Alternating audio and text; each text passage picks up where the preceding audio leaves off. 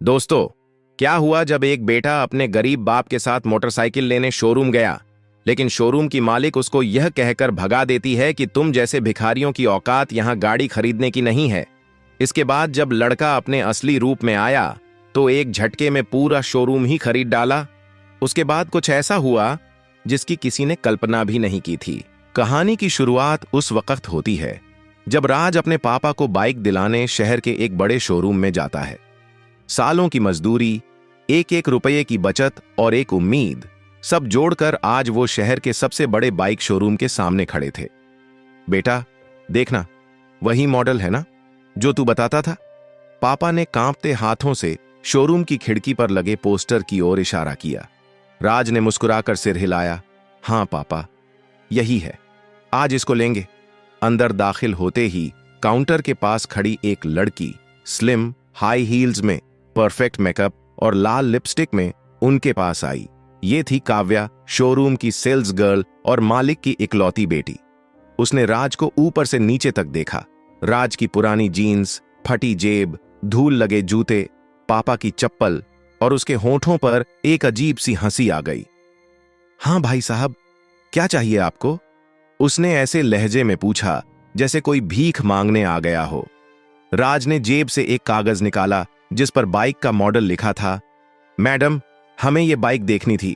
Down payment के पैसे साथ में हैं, बाकी ईएमआई करवा लेंगे। काव्या ने कागज लिया, पढ़ा और फिर जोर से हंसी। तेरी औकात है इस बाइक की? ये बाइक 1,20,000 की है।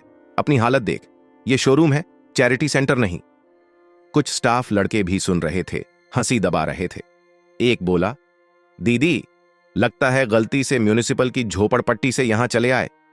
राज की मुट्ठी बंध गई, लेकिन चेहरा शांत रहा। पापा कुछ बोलते उससे पहले काव्या के पिता, शोरूम के मालिक, वहां आ गए। क्या हुआ काव्या? पापा, ये लोग बाइक खरीदने आए हैं, उसने व्यंग्य से कहा। शोरूम मालिक ने पापा की ओर देखा, एक पल रुके, फिर बोला, भाई साहब, आप जैसे गरीबों को सपना नहीं देखना चाहिए। देखिए, हमारे यहां हाई प्रोफाइल कस्टमर आते हैं। आप जैसे लोग हमारा टाइम वेस्ट ना करें। चलिए, बाहर का रास्ता वहीं है। राज अब भी चुप था। पापा ने शर्म से नीचे देखा। बेटा चल, हमें जरूरत नहीं। लेकिन तभी राज की आंखें उठीं, सीधी काव्या की आंखों में। मैडम, आज आपने मेरे कपड़े देखे हैं, कल मेरी औकात देखोगी। वक्त बदलता है। क्या हम गरीब इंसान नहीं हैं क्या? हमारे अंदर दिल नहीं है? आपको अपने पैसों पर इतना घमंड नहीं करना चाहिए। ऊपर वाला सब देख रहा है, उसके घर देर है अंधेर नहीं। वो जिसके चाहे एक झटके में अमीर बना दे और जिसको चाहे झटके में फकीर बना दे। शोरूम में सब शांत हो गए। राज ने पापा का हाथ पकड़ा और बाहर निकल गया, बिना पलटे। बाहर धूप थी, सड़क तप रही थी, लेकिन राज का खून उससे भी ज्यादा उबल रहा था। उसने चलते हुए पापा से कहा, बाबा, बाइक नहीं मिली, लेकिन हिम्मत मिली। अब वो वक्त दूर नहीं जब हम बाइक नहीं, ब्रांड खरीदेंगे। राज को अब जिंदगी की सबसे कड़वी सीख मिल चुकी थी। लोग कपड़ों से नहीं, औकात से पहचानते हैं, लेकिन उसकी औकात तो अब बननी बाकी थी। शोरूम से निकलने के 3 दिन बाद राज शहर से वापस अपने गांव लौट गया। गांव का छोटा सा कमरा, टूटी चारपाई और एक पुराना स्मार्टफोन, बस इतने ही हथियार थे उसके पास। लेकिन भीतर आग थी। वो अपमान जो दिल पर लिखा गया था अब हर पल चीख रहा था, कुछ कर, अब वक्त तेरा है। राज को इंटरनेट चलाने में दिलचस्पी थी। वो पहले भी छोटे मोटे ऐप्स और ब्लॉग बनाया करता था। एक दिन उसके दिमाग में एक ख्याल आया, जब मेरे जैसे लोग बाइक लेने जाते हैं तो उन्हें शक से देखा जाता है। क्यों ना कुछ ऐसा बनाया जाए जो गरीबों को भी इज्जत से बाइक खरीदवा सके। और फिर वहीं से जन्म हुआ राइडरएक्स का, एक ऐसा ऐप जो सीधे उन लोगों को फाइनेंस से जोड़ेगा जिनके पास न क्रेडिट स्कोर है, न बैंक में भारी रकम। राज ने दिन रात इस ऐप पर काम किया। उस ऐप को खुद डिजाइन किया, कोड लिखा। ऐप लॉन्च होने के बाद फिर उसने सोशल मीडिया पर एक पोस्ट डाल दी, बिना किसी बड़े पेपर वर्क के अब हर इंसान बाइक का मालिक बन सकता है। राइडरएक्स डाउनलोड कीजिए। पहले हफ्ते में 200 लोग डाउनलोड किए, फिर 1000, और फिर एक वीडियो वायरल हो गया जिसमें राज ने एक छोटे किसान को बाइक दिलवाई। लोग इमोशनल हो गए। ऐप का नाम चारों तरफ गूंजने लगा। 2 महीने में राइडरएक्स ने 1 लाख यूजर पार कर लिए। छोटे बड़े यूट्यूबर इस ऐप के बारे में बात करने लगे और फिर एक दिन एक बड़े इन्वेस्टर ने राज से कॉल पर कहा, we believe in your story, let's grow together. Raj ने हां कह दिया। अगले ही महीने कंपनी को 2 करोड़ की फंडिंग मिल गई। अब राज के पास वो सब था, ब्रांड, पैसा, टीम, लेकिन चेहरा वहीं साधारण सा रखा। उसने पब्लिक में अब भी ज्यादा दिखना पसंद नहीं किया। उधर उसी शहर में शोरूम का मालिक काव्या की शादी की बात चला रहा था। एक रिश्तेदार ने बताया, एक लड़का है, बहुत समझदार, करोड़ों का स्टार्टअप चला रहा है, नाम है राज। उसने कहा कि लड़का सच्चा है और घर भी सीधा सादा, पैसे की कोई कमी नहीं।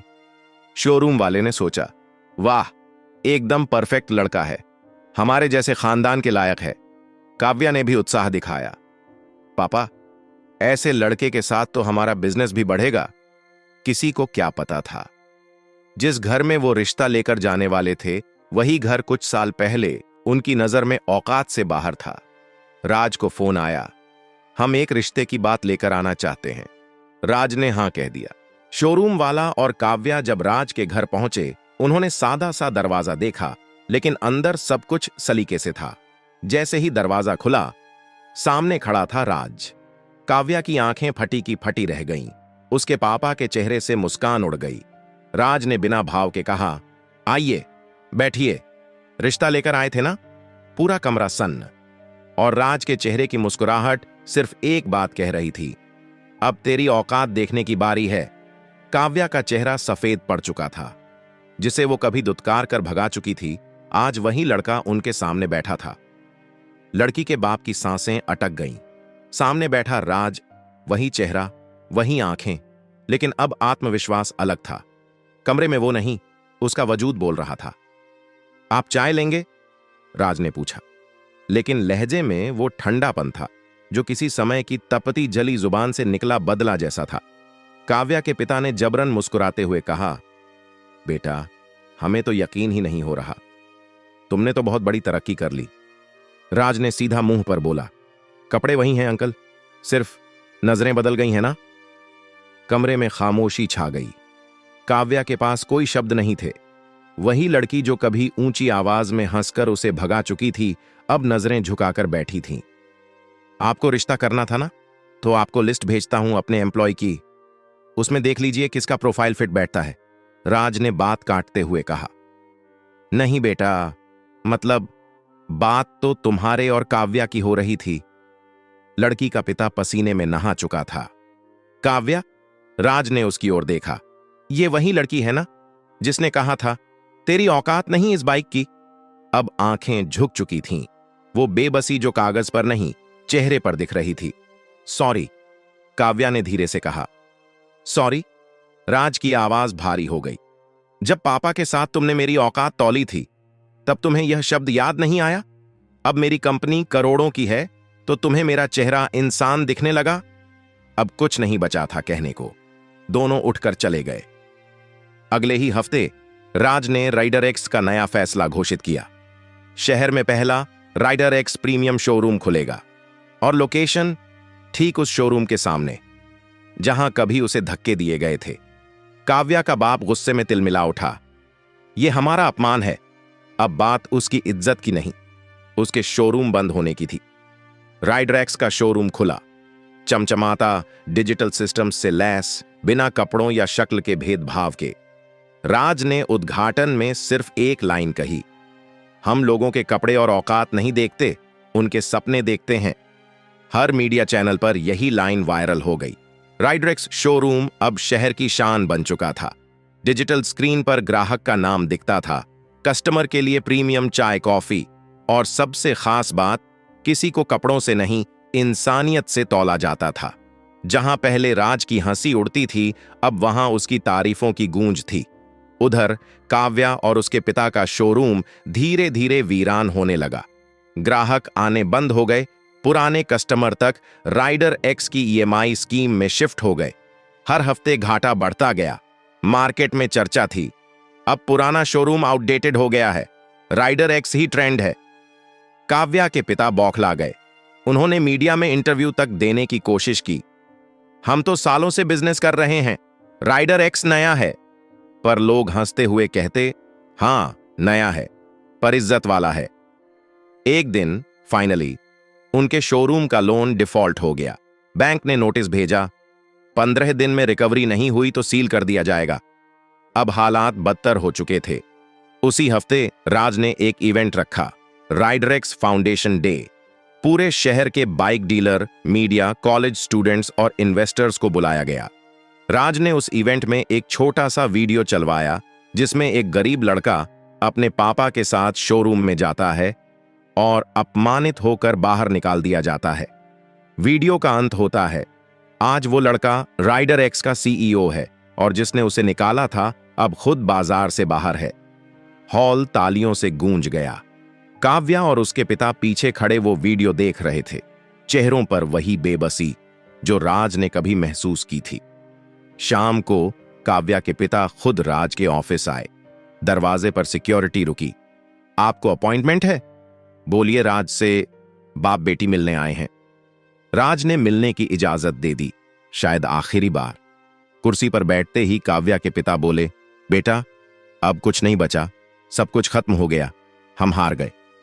राज चुप था, सिर्फ आंखों में ठंडा सा सुकून था।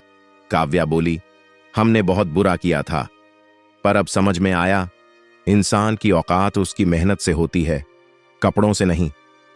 राज ने सिर्फ एक लाइन बोली, कभी किसी की गरीबी को मत तौलना, क्योंकि हालात बदलते देर नहीं लगती। फिर उसने एक लेटर टेबल पर रखा, यह मेरा नया बिजनेस ऑफर है। राइडरेक्स अब आपके शोरूम की जमीन खरीदना चाहता है ताकि वहां गरीब बच्चों के लिए टेक ट्रेनिंग सेंटर खोला जा सके। दोनों सन्न। राज ने उठकर कहा, मैंने बदला नहीं लिया, मैंने तुम्हारी सोच बदल दी और यही मेरी जीत है। अगले महीने उस शोरूम की बिल्डिंग पर एक नया बोर्ड लग चुका था, राइडरेक्स लर्निंग हब, जहां सपने प्राप्त करते हैं। राज ने पापा को एक नई बाइक की चाबी दी और जब पापा ने पूछा, बेटा अब क्या करोगे? राज मुस्कुराया और बोला, अब किसी को कपड़े देखकर शर्मिंदा नहीं होना पड़ेगा बाबा। अब राइडरेक्स सिर्फ बाइक नहीं, इज्जत भी दिलाएगा।